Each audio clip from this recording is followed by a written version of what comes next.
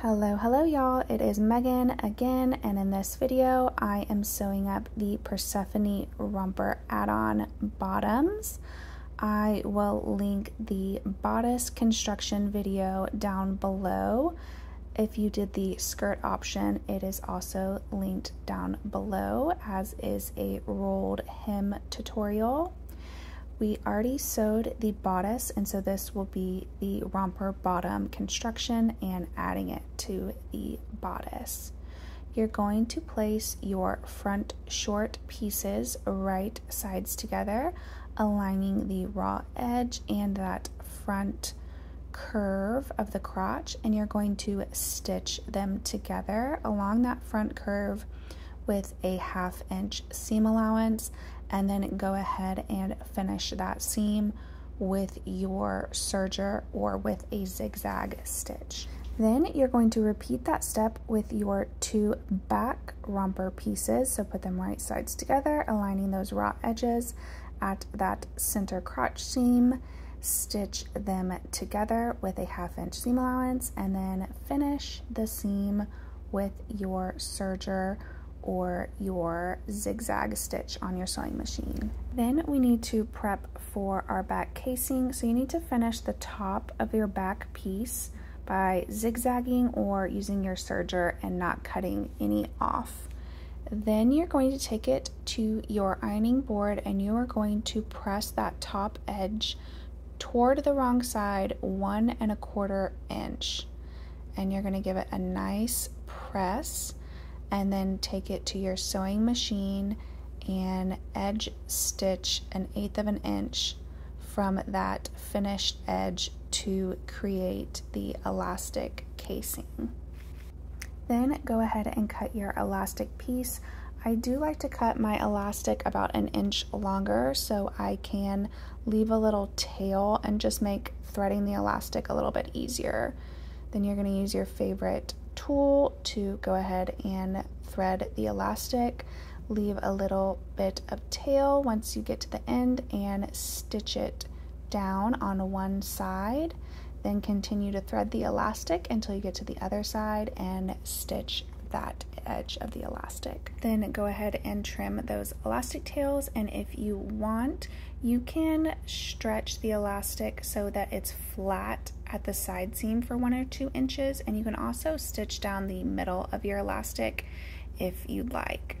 Then it's time to attach the front and back romper bottoms.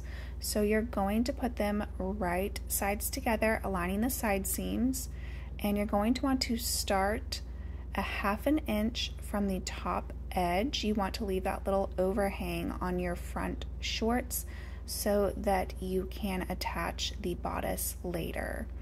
And you will stitch them together from the hem all the way up to that little 1/2 inch overhang with a 1/2 inch seam allowance on each side, creating the side seams. And then you're going to want to finish that seam with a serger or zigzag. Then it's time to attach the shorts to the main bodice piece. So you're going to put them right sides together, find the center of your bodice and match it to the center front seam on your shorts. And then you're going to match the side seam of the bodice to the side seam of the shorts, aligning that little 1/2 inch edge that you left on your front romper to the side seam of the bodice. Make sure that the seam is pressed toward the front romper and bodice, not toward the back. Then you're just going to ease the rest of the romper into place. If you're finding that you're having a hard time easing it in, you can run a gathering stitch at the top of the front romper, not to gather it, but just to help you ease it into place. Depending on what fabric you used, it may have grown a little bit while you were working with it. Then you're going to stitch the front romper to the front bodice with a 1/2 inch seam allowance from the 2 side seams. Then you're going to press that seam up toward the bodice. Now that the romper bottom is stitched to the front bodice, we need to add the lining and finish the romper. So you're going to lay your main piece out flat, and you want to flip your straps down back to where they were when you basted them in place a few steps before. And then you're going to take the romper bottom pieces and you're going to roll them toward the bodice and out of the way.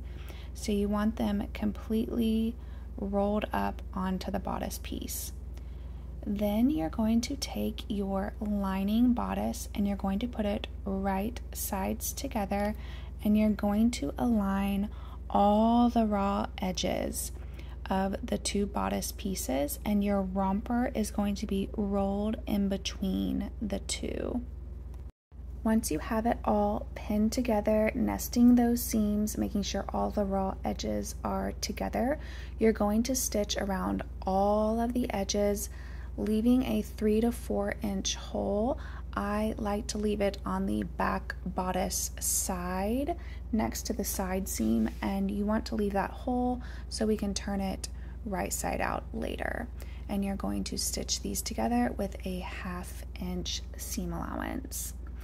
Then after you have it all stitched together, you can trim the seam allowances and clip the corners and the center V of the bodice, and then turn it right side out using your favorite point tool to help get the corners and the V straight.